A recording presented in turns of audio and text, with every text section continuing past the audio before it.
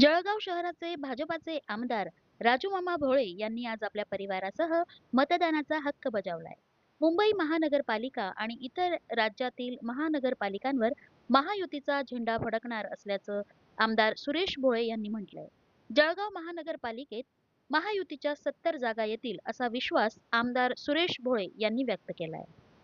बोटावरती रंग निळ्या शाहीचा, उत्साह साजरा करूया लोकशाहीचा.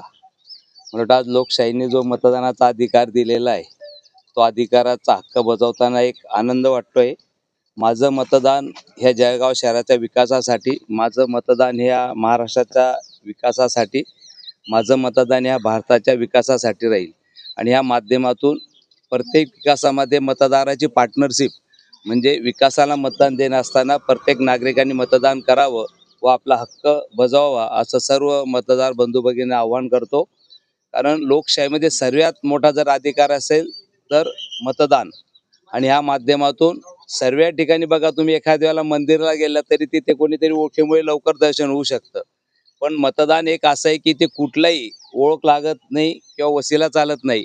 त्याच्यामुळे इतका मोठा अधिकार आपल्याला लोकशाहीने दिलेला आहे. म्हणून आपण सर्व नागरिकांनी, मतदार बंधू भगिनींनी मतदान करावं असं सर्वांना आवाहन करतो व आपलं मतदान आपल्या विकासासाठी करावं असं सर्वांना नम्रपणे आवाहन करतो. जय हिंद, जय महाराष्ट्र. यावेळी जर बघितलं तर महापालिकेच्या निवडणुकीची जबाबदारी जी होती ती आपल्याकडे होती. निवडणूक प्रमुख म्हणून आपण ही जबाबदारी या ठिकाणी पार पडलेली आहे.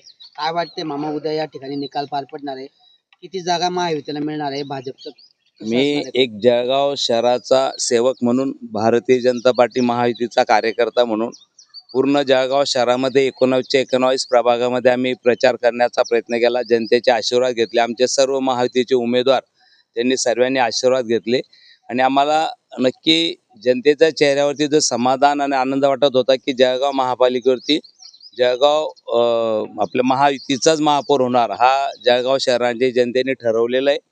याच्यामध्ये 70+ महायुतीच्या जागा येतील असा आम्हाला विश्वास आहे. आणि आम्ही प्रत्येक वेळेस विकासाच्या मुद्द्यावरती जनतेसमोर गेलो. हे सांगत असताना सर्वच कामं झाली का हेही आम्ही मान्य केलं.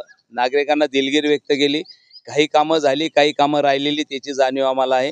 येणाऱ्या काळामध्ये आम्ही विकास करण्याचा 100% प्रयत्न करू. पण 2014 नंतर भारतामध्ये आदरणीय भारताचे पंतप्रधान मोदी साहेबांचं नेतृत्व भारत देशाने मान्य केलं.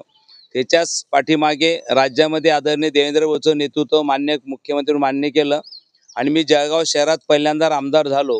2014 नंतर आम्ही जळगाव शहराचे जे भरीव कामे होते, म्हणजे महापालिका कर्जमुक्त असेल, ब्रिजचे कामं असतील, शिवाजीनगर असेल, आसोद असेल, पिंपराळा असेल, शिव कॉलनीतला ब्रिज असेल, याचे कामं पूर्ण मार्गी लागलेले. नवीन MID जे असेल तिचा प्रश्न मार्गी लागलेला आहे. गाळ्यांचा प्रश्न मार्गी लागलेला आहे. बायपास सुरू झालेला आहे. समांतर रस्त्याचा प्रश्न मार्गी लागलेला आहे. भरीव कामं पूर्ण झालेले आहेत. मूलभूत सुविधामध्ये रस्ते वगैरेचे गटरीचे जे राहिलेले आहेत ते आम्ही येणाऱ्या काळामध्ये पूर्ण करण्याचा प्रयत्न करणार. आज जळगाव शहर महानगरपालिकेची सार्वत्रिक निवडणुकीच्या निमित्ताने आज आम्ही सगळे प्रभाग क्रमांक 7 मधील उमेदवार आणि जळगाव शहराचे नागरिक म्हणून आमचा मतदानाचा हक्क आम्ही आज बजावला आहे. माझी सगळ्या जळगावकरांना आणि आपल्या सगळ्या प्रभाग क्रमांक 7 व इतर प्रभागातील सगळ्या नागरिकांना एक नम्रपणे विनंती आहे आणि आवाहन आहे की आपल्याला लवकरात लवकर आपला मतदानाचा अधिकार जो आहे तो बजवायचा आहे आणि एक शहराचा नागरिक म्हणून आपली जबाबदारी जी आहे ती आपल्याला पार पाडायची आहे.